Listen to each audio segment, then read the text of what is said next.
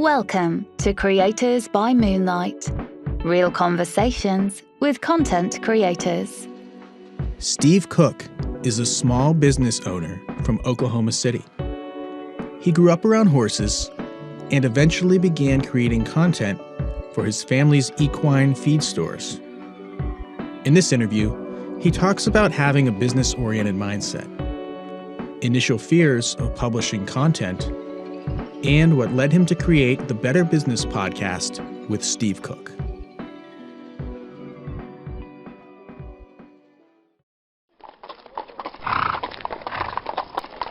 Oklahoma City is has a very small town feel. The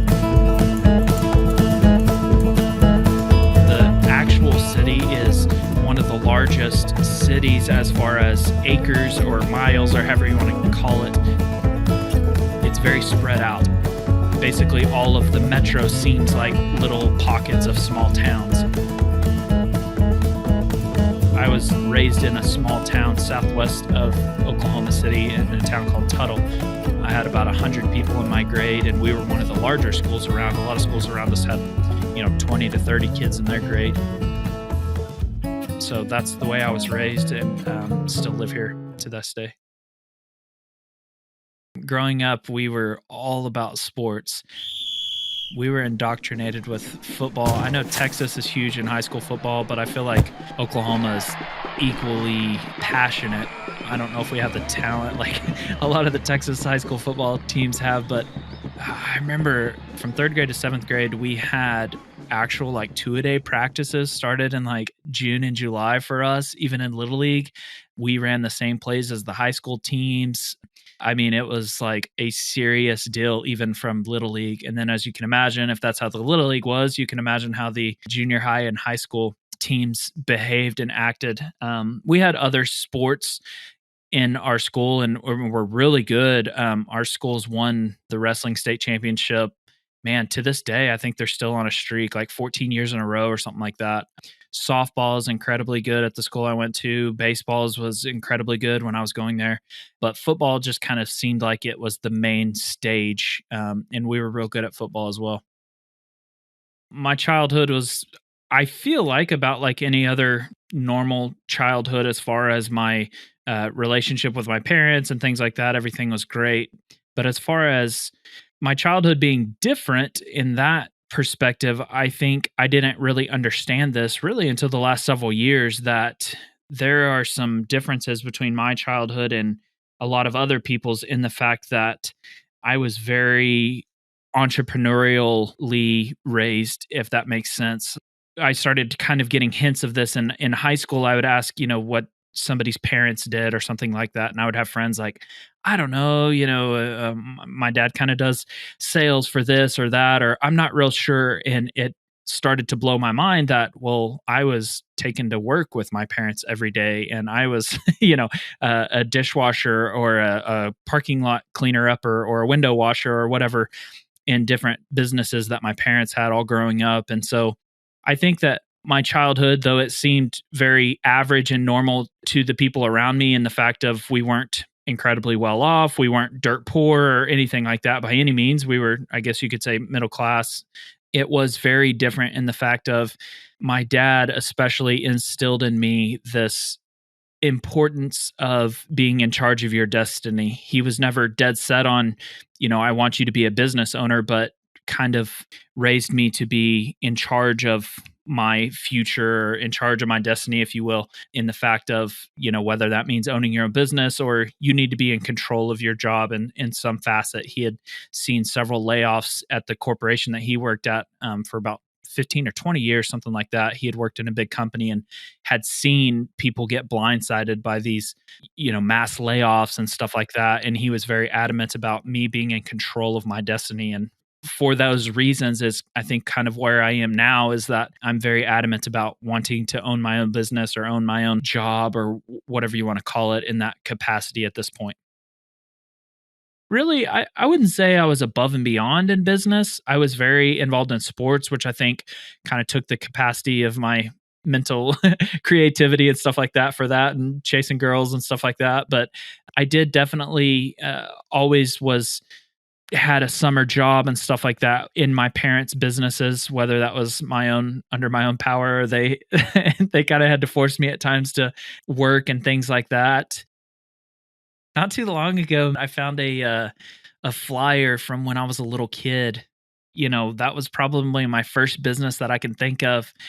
I printed flyers with my aunt, and she wasn't necessarily entrepreneurial, but she was staying with us and was just kind of doing fun things with me and my siblings. I've got two sisters, and I printed out flyers. She helped me design this flyer, printed out flyers, and had a dog walking business and went door to door. And you know what's funny? I would have to ask her if she remembers, but I don't even remember how many customers I got or if I even got any or what the results were on that business. But I found the flyer not too long ago and I still have a picture of it. It was like something Steven's dog walking business or something. So that was I was very young when I was doing that.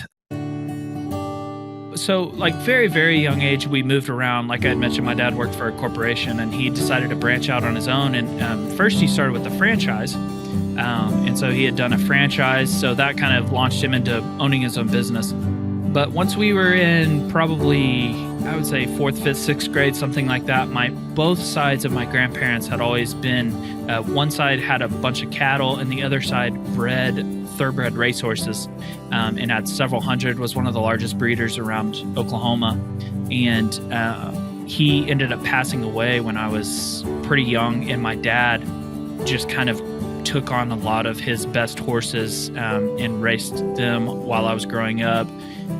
Just kind of, I think, in memory of him, but came to love it. And he still is involved with it pretty heavily. So really, from young junior high till now, my dad and grandparents have all had different sorts of livestock and horses and stuff like that in my family and all around me. What's funny is a lot of people, and not everybody, of course, but a lot of people try to oh, I don't know, like Hollywood eyes or, play up the I want to be a country boy type of deal. And I think a lot of people that are raised in a city or raised in a metro of some sorts want to have that lifestyle. And the kids that are raised around it, they always want to be like the city kids and all that. So I, I pushed back pretty hard on that when I was in, junior high school. I like the sneakers and loud music and all that stuff. And my family had hundreds of horses and feed stores and stuff like that. So I was always trying to push back against that lifestyle, I guess you could say. So it wasn't it was more like a hobby out of control for my parents. They had, anywhere from, I'd say, 10 to, he got up to probably 50 or 60 horses at one time. And he took the majority of the work on that and would just ask me for different projects. And obviously, when I was living in his house, I was, I owed him, obviously quite a bit of work and stuff like that. And he would ask me for favors and stuff. But I wouldn't say I ever really had to work full time out in the barn or anything like that. But there was a lot of projects. Weaning babies is probably one of the more difficult things when you have to give. So, you'd wean a horse anywhere from 4 to 6 months old, sometimes longer if you kind of let it get go out of control. Basically, if you do it wrong, which we did it wrong a lot of times, you're not handling them that much when they're real little. And so when they're kind of pretty big and weigh a few hundred pounds, they're being handled for the first time from a human. And that's quite a challenge. Even the little horses will be pretty hard to handle. So that was probably my biggest memory is weaning babies is a pretty big task, and you basically have to tackle them or grab them in some way and give them their shots and start teaching them how to lead with a halter and a lead rope and stuff. I remember my senior year of high school, it was right before a big game, and I played center. So I snapped the ball right, and my dad needed help with some horses. Well, Thursday was kind of like our easy day for practice and stuff like that because we were resting up because we played on Fridays, of course. And he was like, "Hey, we need to wean some babies. Can you help me after you get home from practice or school or whatever?" And I was like, "Yeah." They're race horses, and so a lot of times race horses are They're bred for their how fast they are and how good they perform, not necessarily their attitudes. So oftentimes racehorses, because they don't really care what kind of attitudes they have, will be aggressive. And we were weaning this one baby, and he turned over and bit me, and bit my it was my middle finger, and basically, like, halfway down my middle finger, all the way to the top, he bit me, and, like, he slid his teeth all the way up and basically, like, skinned my finger, if that makes sense. Anyway, so, I didn't go to the hospital or anything, I just kinda, like, wrapped it up, but, kind of affected my, performance, snap. I not only, like, was the center, but I was also a deep snapper and stuff like that, so I had to use my hand a lot, and, anyway, so I had a few experiences like that that stick out in my mind. As Steve entered adulthood, the entrepreneurial mindset he had developed as a child continued to influence him. Definitely, like, when I got to high school and college, I started tinkering with different little things that I could make and sell, or people would have like scrap metal and things like that, and we would take those things. Or I was involved in multiple lawn mowing ventures and things like that. So I definitely, when I started getting into high school, started thinking about that, but it wasn't really till I was about halfway through college. So I lived with five guys, and three of them played football and at Oklahoma State, and one of them that I started a business with actually plays for the Dallas Cowboys now. He's a tight end for the Cowboys, but we started a business making these wooden coolers. So basically, we would put like an igloo cooler down inside this little board platform and basically dress up a cooler like if you wanted to have drinks on your back porch or whatever. But we outfitted it with LED lights and college logos and stuff like that, and we had this kind of custom cooler business, and we sold several hundred of those from my I believe it was my junior year of college till I graduated. It was a pretty I wouldn't call it a serious business, but I think we made as much as a lot of people make in careers, just kind of tinkering with it part time. There was a lot of doubt in my mind on what I wanted to do. I knew I wanted to either own my own business or do something with like sales, or something where I was in control of, in a sense, I was in control of my outcome, if you will. But I changed majors, I did different things. My first thing I wanted to do was I did restaurant and hotel management to begin with, and I really wanted to have restaurants or resorts of some sort or something like that. But once I got into it, I really didn't like it that much. And at that point, my dad had kind of talked to me about, do you want to work with us after you graduate and stuff? And I ended up changing my major to animal science, and which my degree wasn't necessarily that helpful for what I do now, but it definitely was kind of the way I was thinking about what I wanted to do, if you will. Upon graduating from Oklahoma State, Steve accepted his father's offer to work at the family business full-time. It's third generation is really how it plays out. So my grandpa started it with his friend back in the 80s, and actually started the feed store, my grandpa on my mom's side. So my other grandpa was the one that bred racehorses, but the one on my mom's side had started this store in Oklahoma City with his friend. He stepped away, and then his friend took over, and then that friend came down with or was diagnosed with Parkinson's and was looking for somebody to buy him out. And that's when my parents purchased the business in 2009. And they actually originally purchased it with my grandpa, but he was only involved for, it was like 6 months or a year or something like that. And then they bought him out. So they bought the original store in Oklahoma City in 2009, and then since then we've had four stores, different stores, but we just have three at this time. We closed down one of them. If anything, it's more stable than a lot of different things you can do. Right. It's similar. I mean, it's a grocery store for animals. So if you think about grocery stores, it's not a flashy business. It's not something that is fast growing and high paced, environment or anything like that. But at the end of the day, it is one of those blue collar, stable type of deals. And yes, it is somewhat of a dying industry as far as, of course, people don't People don't ride horses around every day. So yes, the population in general is kind of getting smaller, but we're much more into the lifestyle animals, if you will. So we sell a lot to performance horse type businesses that are breeding for rodeos or racehorses or different, they're kind of in the business of horses for hobbies and things like that, not necessarily workhorses or livestock as far as cattle and things like that. So 2014 is when I graduated from college and I was all in. I started running the business 100% and, actually got some ownership in the business and really kind of like took over as far as I was able to make decisions, if you will. So at that point, I started kind of flirting around with, man, maybe we should. I mean, this is funny, like looking back, but we didn't have a website. We didn't have a Facebook page. We didn't have like anything, and it was strictly we sponsored a few events and things like that, but we had no outside form of advertising. So I started listening to, different marketing things and books and stuff like that. And of course, my first inclination was direct sales, which that is a huge driver of this business in general because we're selling to anywhere from 40 to 50 horses up to 500. We have a few ranches with 600 horses. So direct sales is still a part of it. But so I first started kind of flirting with direct sales and things like that, going out and actually pursuing business.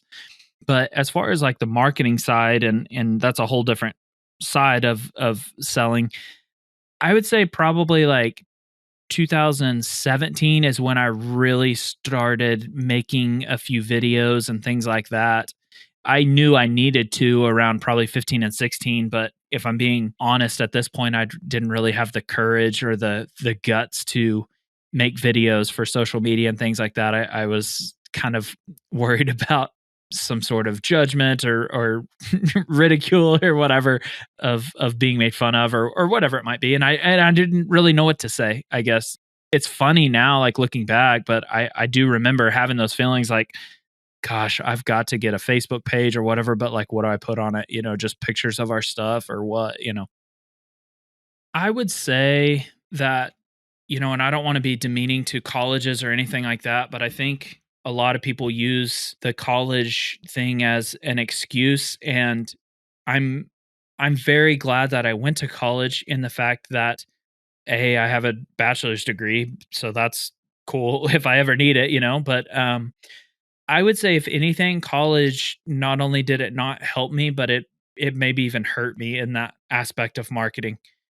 College is only the study of things that have been done or research or whatever, and I think that in a lot of aspects of business, when you're looking at it strictly from a business point of view, and of course, don't get me wrong, I want the person that I go to the doctor to have a degree, like, don't don't misunderstand me, so there is places for college, but when you look at the way that business is researched in college, the things that you can learn from other businesses, maybe HR, you can see, cases of people getting sued or best practices around hiring and firing and things like that.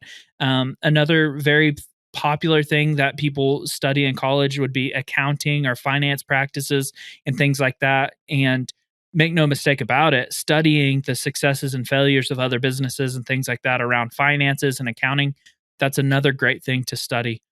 But when you're looking at starting a new business or getting into a new industry, and even the entire industry of e-commerce, even as mature as it was when I was in college in 2014, from 2010 to 2014, e-commerce was off to the races. But how many businesses? I mean, Amazon was kind of just getting rolling at that point. How many businesses can you even study, much less have a curriculum that's approved and a professor that's teaching it and things like that? I mean, I don't think they're trying to do anything wrong. It's just they cannot predict the future the way that they're teaching. They're having to go off of research and things like that. And when you look at strictly marketing, there is nothing about marketing that you should try to copy and imitate other businesses, because the whole idea of why marketing is effective is,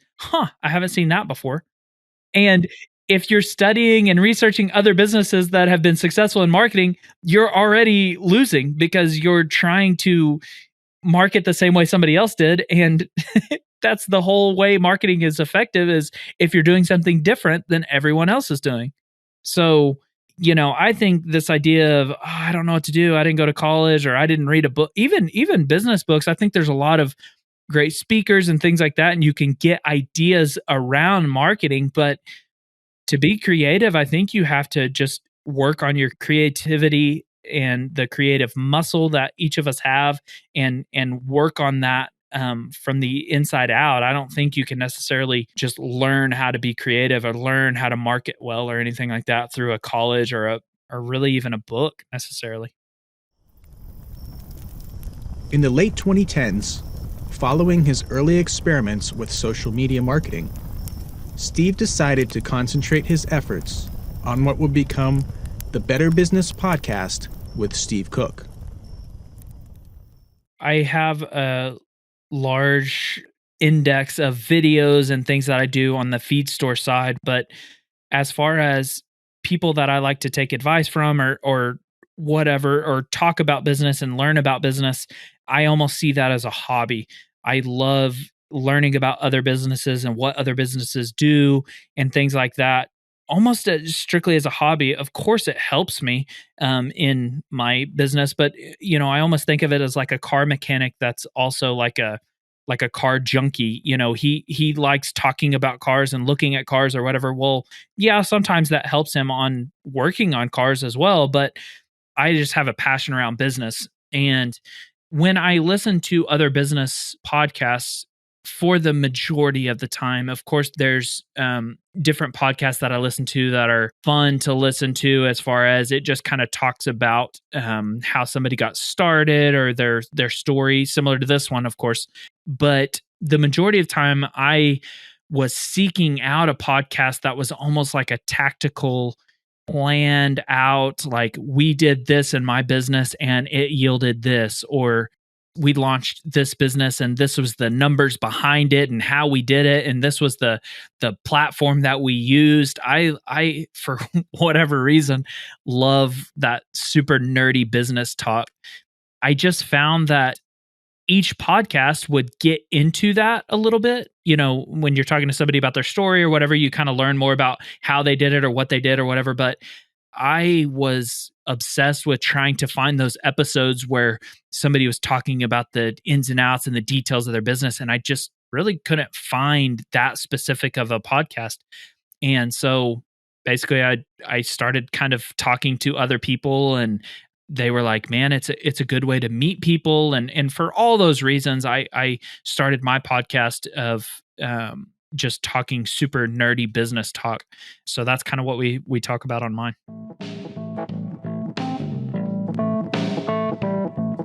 Starting or growing your business is hard work. But now you are listening to the Better Business Podcast with me, Steve Cook, and I'm going to try and make it a little easier on you. I think I originally created a page in 2019, and my biggest problem with my podcast was not only did it not have business results, it had nothing to do with our actual business, right? It has nothing to do with feed. It's just about other businesses. So I struggled with that for a long time of I need a way to sell something or do something with it or something, because that's kind of the way my business mind works. And so I finally came to the place, I think in 2020, I started kind of working at it. But when push came to shove and I got busy and stuff like that, I pushed it off. And here this summer, I got real serious about it. And this summer is when I hired kind of a team to help me produce the podcast and do all the back end stuff. And once I got to the place where I have the disposable income to use to have a team work on it, and I am able to just talk to guests and things like that and just kind of have more fun with it, I think that's kind of where I decided to really just do it as a hobby and enjoy it. And if I build an audience, that's great. If not, okay as well. But I love learning from other business owners. I love talking to other business owners and having a network. it doesn't really benefit me in any certain way. But I mean, I've talked to people that have over 100 locations. I've talked to people that have owned professional sports teams and things like that. So it's just fun to get to know different people and hear about how they did business. And it's more than anything, it's kind of motivating when you talk to successful people. It kind of makes you feel like, whoa, like I need to step up my game and do some things better or do things differently or whatever it might be. And so I'd say here the last 6 months I've really taken it seriously and been more consistent with episodes and things like that. But yeah, I started trying to tinker with it in like probably a year and a half, 2 years ago. I guess if you had to break down the audience that I'm seeking to help, I feel very weird about trying to help an audience of, let's say, like somebody that has a bigger business than me or something like that. I felt weird about saying like, this is how you can grow your business, but I have grown this business from, we'll approach quickly 10 million in revenue. Hopefully we'll hit that next year. And at least businesses smaller than that, I feel comfortable at least giving some sort of advice to and talking to. So I would say that my audience is who I'm trying to reach the most is businesses that are from 0 to 1 million in sales or something similar to that. So anything that a small business owner would encounter or find helpful or whatever. And so that's all facets. So, whether that's hiring and firing or running ads or marketing or, whatever it might be, that's kind of what I focus on as far as the topics of the podcast. As far as the podcast is concerned, I've tried just different things of building a personal brand. I think my biggest driver of why I want to build a personal brand and why I had to kind of come at peace with maybe not selling something of it or whatever is I want to have a personal brand because I don't know if I always want to be in the feed industry or in the animal science industry or whatever, however you want to kind of narrow down our industry. And I just feel that having a personal brand and people recognizing that you understand the way business works and you understand how business works, that would be something to that could benefit me later on, whether it's I buy a business from someone or, someone wants to sell me their business or, maybe somebody hires me to help them with their business or whatever it might be on down the road. When you say that, like that's my goal. When you say that, well, how can you do that? There's a million different ways to do that. My biggest thing is I think a lot of things work and are successful, but it's how much time do you have to do them? If you don't have the time, how much resources do you have? And things like vlogs or anything around video, it seems like, is either very expensive or very time consuming to edit and film and blah, blah, blah. So, I found myself biting off more than I can chew multiple times. And I think I'm kind of at a place now where I can afford to have a little bit of people help me with stuff, but I can also afford to spend a little bit of time on certain things. So I'm not spending a crazy amount of time, but I am spending, anywhere from 10 to 20 hours a week on podcast stuff in general. And I also have some people that help me with stuff. Running the podcast has allowed Steve to discover unique insights from business leaders about the issues that entrepreneurs and creators commonly face. The podcast has helped me be more creative, but it's also pushed me and educated me in ways that I, wasn't even thinking. When you talk to somebody for 30 minutes to an hour that's successful about their business and why they do what they do, or, in a very specific deal, you will very rarely not pick up something that is good advice or, motivating or whatever. But yeah, definitely it's helped me be more creative. I talk to people all the time that are doing things in a completely different industry. I talked about the guy that owns the sports team and he has a baseball stadium in Georgia. And he was talking about some of the stuff that they do. And I mean, it was just like mind blowing. It affected me so much that I called a team meeting with all our managers and it changed the way that I viewed business almost like that impactful. And I don't know if it was just me, it caught me at the right place at the right time or what, but he is very brilliant, very creative person, and I have a hard time thinking that he's not going to the moon as far as business is concerned. He was incredibly powerful. I really think the way that he talked about business and the way that he was, it wasn't really the creativity like that. I think that that's a muscle and you have to constantly work at being creative. So that part didn't blow my mind as much as I think some people would blow their mind like, how did you think of that? And that is impressive, some of the stuff he thinks about, but the way that he went at business, basically, he almost had the mentality, and he didn't say this outright, but it seemed like he had the mentality of, if I can become famous and if I can become something that people are obsessed with, whether I make money now or not, I will be very well off in the future. Because if you're the most popular and people love your product, whether it's, a baseball game or a t-shirt or whatever, they're so obsessed with you that I'll be successful eventually. And it really it affected me because I'm very not very very over the top, but I'm a good portion of my brain is I'm a kind of a numbers guy. And a lot of times I'm like, man, that doesn't make sense. you know, Numbers wise. And a lot of the things he was talking about, I was just like, dude, that does not how do you do that? That doesn't make sense. And he's like, yeah, it doesn't make sense. And I was like, what? That was just kind of the mentality he had really affected me of whoa.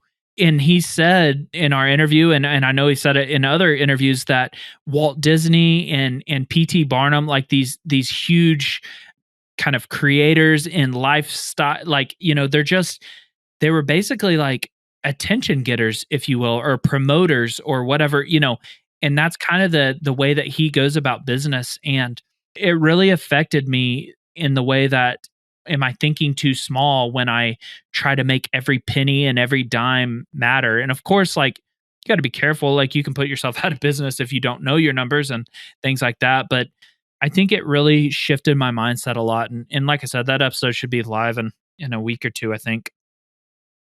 Yeah, so Montana Knife Company, there's a guy that was making knives in Montana, and he was just kind of doing it as a hobby, and he found that it was kind of a hobby out of control.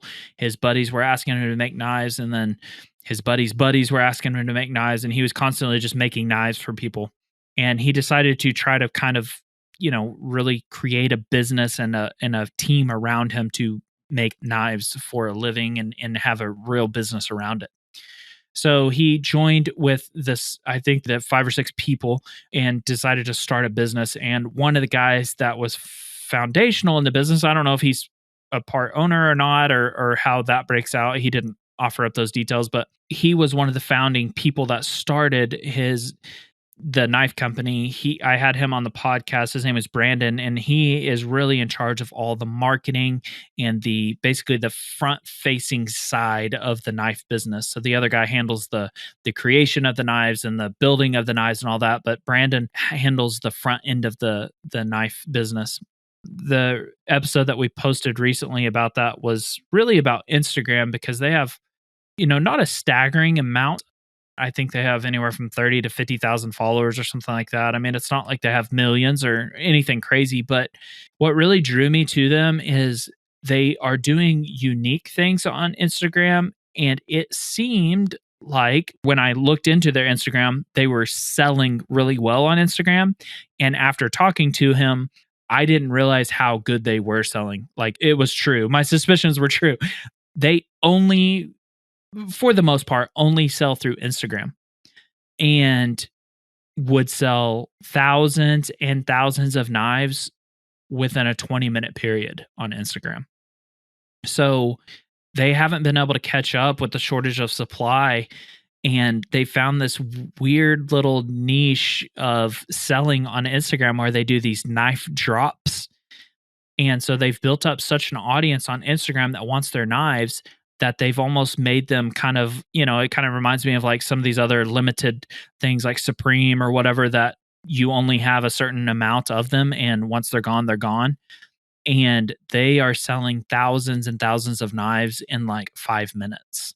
And so they'll drop a knife at a certain time when they have the supply in stock. They'll get all the knives made and then they'll post them as live on their website, and they will publish it through Instagram, and will sell tons of knives that way. But I just kind of talked to him about how they built their actual Instagram following and stuff like that, because that those things don't come overnight, right? Like they've been building that page for years, and was just kind of talking to him about how do you create that loyalty and that constant state of top of mind awareness for a bunch of people that follow, a lot of people will follow hundreds if not thousands of people on Instagram, and that's only one social media platform when there's 10 that are very important, and arguably more than that, I'm sure, that are very popular. So you've got all these social media platforms. You've got, on this one social media platform, Instagram, you've got all these people that follow you that also follow thousands of other people. And how do you become important enough to these people that they're willing to stop what they're doing and watch a clock to try to have a chance at this limited edition knife, that's pretty highly priced. I mean, they're, in the knife world, they're not, I guess, not super expensive, but for the common person, they are. So, that's kind of what I talked to him about, was like, how did you do that? And man, he gave tons of different tips and tactics and things like that. But that was kind of the idea behind the episode, if that makes sense. It's funny. I did a solo podcast. So I do one solo podcast every week. I interview somebody once a week, but I also post a solo podcast. And I had a podcast about freelancer versus entrepreneur. I think both are right. A lot of people want to like build a business or whatever, but they want to be the only employee, and they want to have that like attention or reputation that they're a business owner or whatever. I really don't. I don't think one is more important than the other, or one is more impressive than the other. It really doesn't matter to me as far as that goes. What I think is important, though, is that you know what you want to achieve. And the biggest difference that a lot of people don't think about, between the difference between a freelancer and an entrepreneur, if you will, or a small business owner, either way, however you want to call it, is a freelancer, at the end of the day, you are always involved in the work. And a business owner, a small business owner, entrepreneur, whatever you want to call it, the whole idea, the whole premise of setting that up is that you do not have to be involved in any point of the work. So, and of course, that sounds like, golden streets and pearly, like, I'm going to set up a business and I don't have to be there. Of course, like, I understand that's not practical for the majority of businesses. You, of course, always need to be involved and keeping an eye on it. But I think the biggest difference is if, let's take a video creator for an example. Incredible business either way. You can be a freelancer and be a video editor or video creator, whatever, and make hundreds of thousands of dollars a year and be the only employee. Or you can set up what would be called, I guess, a production studio or whatever you want to call it, and do the same thing. You can make hundreds of thousands of dollars a year. And in both those examples, you can also make $5,000 a year if you're not very good at it, right? So it either way doesn't matter. Okay, well, here's the mindset is different though. With a freelancer or with a solo entrepreneur, is what a lot of people call them, or whatever, if you are setting up where, hey, I don't ever want to have a business, I don't want to build this big old business, where it's out of my control, that freaks me out, I don't want that, I just want to have good work-life balance and be able to work, I want to own my job, basically. That's fine, but you can name that business after yourself. You can introduce people and say, hey, I will be the one that works on all your stuff. There's tons of different advantages that you can appeal to and use that as maybe even like a sales pitch. You can, it's just a whole different mentality, where if you're trying to set up a production studio, you need to be very clear and upfront with people that, hey, I won't always be involved with your work. I'm not always going to be editing your stuff. I'm not always going to be the one that you talk to. I won't be your point of contact. I'm going to hire somebody that will be in charge of your account or whatever it might be. And so if you're going to set up a business around that, even video creation or whatever it might be, an artist or whatever, you have to have systems in place before you hire that. Okay, so if you're going to have what's called an account manager, you need to tell people up front, if you did get that client, you need to say, "Hey, I won't be calling on you." And when you go to hire somebody, you need to say, "Here is the 10-step process to hire or to handling this person's account." You're going to touch base with them on Mondays. If they reach out to you and have a complaint, here's the protocols. When you email them, this is what the format will look like. When you need them to fill something out, this is the program. You have a system in place for somebody to handle that. So I think that's the biggest deal is what a lot of people do is they start out freelancing, then they're like, "Hey, I want to hire somebody to help me." Well, it's a whole different mindset switch. You just can't say like, "I want to have somebody hire me." You have to think about that from the beginning and either have those conversations with your customers or the employees that you work with, or else it'll come crashing down. Because if you use that sales pitch, "I'm going to be the one that always works on your stuff," and then 6 months later you hired some guy named Sean and here you go, that might blow their mind. And if you don't have the systems and the processes in place for Sean to be successful at that, Sean's going to quit after 2 months and you're going to be disappointed because nobody will work for you, and you might lose the customer because they weren't expecting that either. So I think that's the biggest difference, and that's the biggest way that you can win at either of those is just the mindset before you start out the venture. Or if you want to change, like, just be aware of, you need to have systems in place and some things to be able to replace yourself at any given point. I think that it just depends on what you want to do with your life, really. How do you see yourself? Like I had mentioned before, I enjoy talking about business. So, first off, you need to audit like what you're doing, of if you enjoy it or if you don't enjoy it, all that. And of course, I've been at times in my life where I hated doing certain things. There's sometimes you hate what you're doing, but it's for the greater it's for the greater good, right? You know what I mean? Sometimes you have to plug away at stuff that you don't like so that you can get to a different point.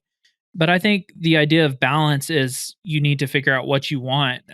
So first off, I don't let anything come before my, whatever you want to call it, religious practice or anything like that. I'm very adamant about, I wouldn't say I never miss church, but I don't really let anything come between that.